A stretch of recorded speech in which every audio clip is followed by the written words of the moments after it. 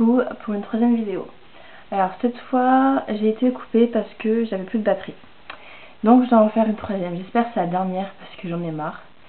Il a fallu que attendre à peu près une demi-heure pour que ce soit chargé au maximum. Bon, heureusement, c'est une demi-heure, j'ai eu le temps de réviser des fiches de révision pour le bac de français. Puis carré oui, je suis en première et je passe les épreuves du bac.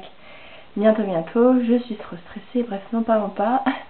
Et j'ai vu passer l'aspirateur, parce que vu que je suis en vacances, mes parents ont peur que je m'ennuie, donc ils me donnent les tâches ménagères à faire. Super. Bref, on est en train de parler de livres, pas de ménage. Donc j'étais en train de parler de mon livre préféré, Les Âmes Vagabondes de Stephanie Meyer. Donc pour revenir, donc déjà le cadre dystopique est juste magnifique. Des extraterrestres qui débarquent de planètes et qui envahissent les corps. Enfin, je trouve l'idée franchement hyper bien trouvée, hyper innovante, hyper bien, hyper géniale, hyper parfaite. Hyper tout quoi en fait. J'adore les personnages. Déjà Gabi, je la trouve super. Mélanie aussi, elle a un caractère bien trempé, j'ai bien aimé. Sinon au niveau des garçons, j'ai craqué pour Yann, je le trouve trop mignon. Jared aussi est pas mal non plus. J'ai vraiment aimé tous les personnages, bon à part les méchants bien sûr, hein, comme la traqueuse, j'ai pas aimé, Kyle c'est ça, le frère de Yann qui a voulu tuer Vagabond. Bref, là je crois que j'ai spoilé un truc, désolé, j'espère que vous l'avez lu parce que je viens de spoiler un truc, bref. C'est la deuxième spoil que je fais, je suis désolée si j'ai spoilé des livres que vous n'avez pas lu, je suis vraiment désolée. Désolée, hein, bon, j'essaie de pas faire de gaffe cette fois. Donc, comme vous pouvez le constater, je suis maladroite, donc j'avais fait tomber ma balle, et gaffeuse, parce que là j'étais spoiler. Bon, j'espère que ça va être le dernier. Hein. Donc, au niveau du film, donc heureusement je l'ai vu après l'avoir lu, parce que j'étais fan. Super fidèle, franchement. Bon, à part quelques détails, mais bien sûr. C'est jamais fidèle à 100%, donc, mais franchement c'est l'un des films les plus fidèles que j'ai vu à part Un Jour.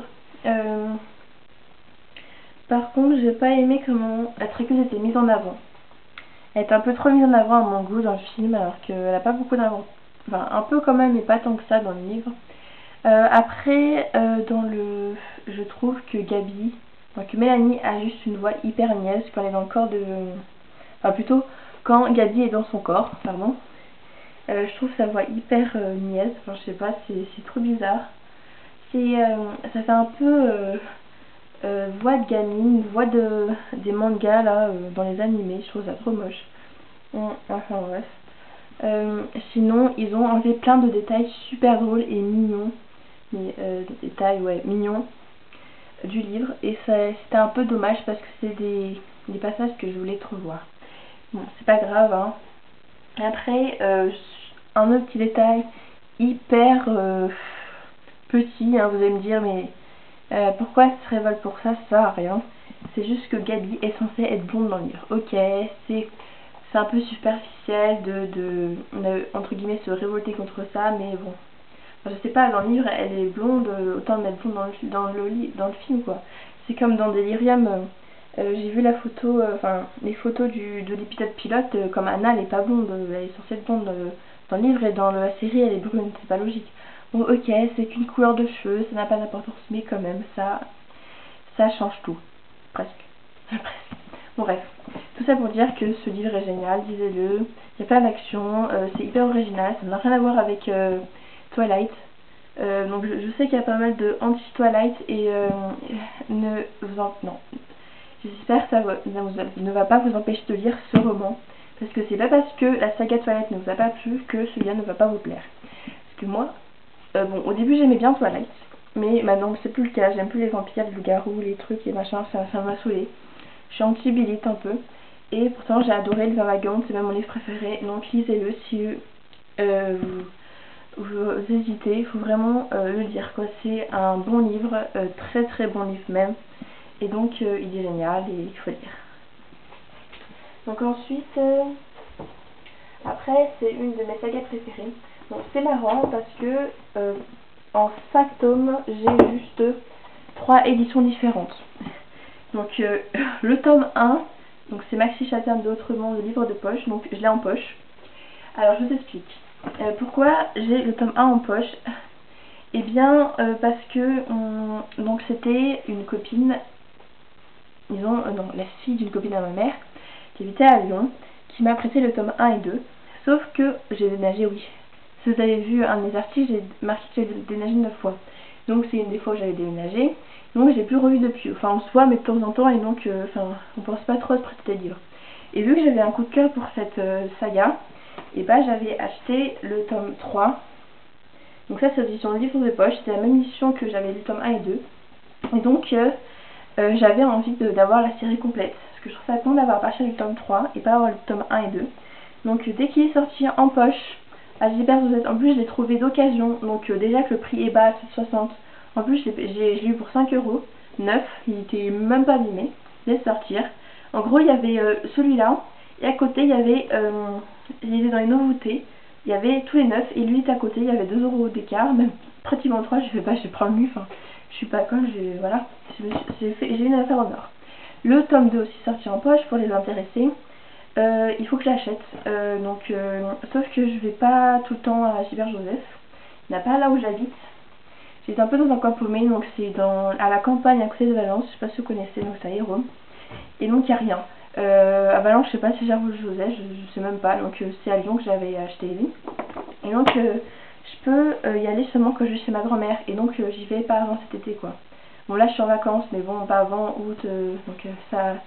non longtemps quoi. Donc j'achèterai le tome 2. Soit j'essaierai de me le faire acheter, soit j'achèterai le tome 2 d'occasion, ou soit si vraiment j'ai peu d'argent et qu'il y a d'autres livres qui me plaisent, et bah j'attendrai d'avoir mon argent à Noël ou mon anniversaire, ou je me le ferai offrir pour Noël ou mon anniversaire. Voilà. Et donc, attends, je vais ranger. Et donc ça c'est l'édition, la troisième édition que j'ai de cette saga. Donc Adeline Michel, et je trouve la couverture juste magnifique, je sais pas vous, mais genre ça brille et tout, là franchement je trouve ça super beau, et même beaucoup plus belle que celle-là. Bon, il n'y a pas grand chose qui change, mais celle-là, je préfère les grands formats. Bon, bref, le prix est moins beau déjà, 20 €, mais bon, sachant que on attend en moyenne 1 an pour de ce tome 4 à ce tome 5, il y a 1 an. Donc là c'est novembre 2011, novembre 2012. Donc je sais plus pourquoi je dis ça. Je sais plus. Oui voilà, ça me revient. Donc si déjà j'attends 1 an pour que le tome suivant sorte, si en plus je dois attendre je sais pas 6 mois, 1 an pour que France Loisirs le sorte comme ça à 15 €, ou même attendre 2-3 ans pour qu'il sorte en poche, non merci. 1 an c'est déjà largement suffisant, je m'en foutais pour ces 20 € pour un livre, surtout pour lui quoi, c'est juste génial. Et donc ça prend vraiment le coup de payer 20 € pour ce livre. Bon, je dois avouer qu'ils sont pas bien gros et c'est écrit en gros. Mais c'est juste des merveilles quoi, donc ils font partie de mes préférés. Et donc ils sont vraiment à lire quoi. Donc pour la petite info, Maxime Chatham, c'est un auteur français qui est plus connu pour ses trailers, genre les Arcades du Chaos, le Léviathan, ce genre de trucs. Bon, ça m'a jamais tenté, ça ne tentera sûrement jamais, parce que j'aime pas les trailers. Mais si vous n'aimez pas les trailers comme moi, bon bah tant pis. Mais autrement, ça n'a rien à voir, c'est dans le genre de Gaulle en fait. Genre bon, c'est la fin du monde. La plupart des adultes meurent et il y a seulement les enfants qui survivent. Ils développent des pouvoirs, donc l'altération comme ça s'appelle. Puis il se passe plein de trucs, c'est bourré d'action, c'est super surprenant, il y a des rebondissements, des chutes, c'est super. Alors pour ma part, mon préféré c'est le tome 5, parce que il rentre encore plus dans le post-apocalyptique, c'est encore plus sombre. Donc là, dans ce tome là, Matt, Ambre et Tobias, donc trois personnages principaux, ou le PAF, bref, je m'embrouille, partent à la conquête de l'Europe au Mato pour voir ce qui se passe si là-bas il y a aussi la fin du monde, parce qu'ils sont en Amérique à la base. Et donc ils vont en France, logique pour un auteur français. et ils découvrent que c'est bien pire qu'en Amérique et tout. Enfin, il faut lire quoi pour savoir. Je vais pas spoiler. Et donc il est génial ce tome, juste magnifique. Et bref, il se passe des trucs horribles dans ce tome là. Mais il est tellement bien. Voilà. Ensuite, alors pareil. Donc là j'ai que le tome 2 de Hunger Games. Oui, Honte à moi. C'est une édition Pocket Jeunesse, de Soutien Comics, tout le monde connaît.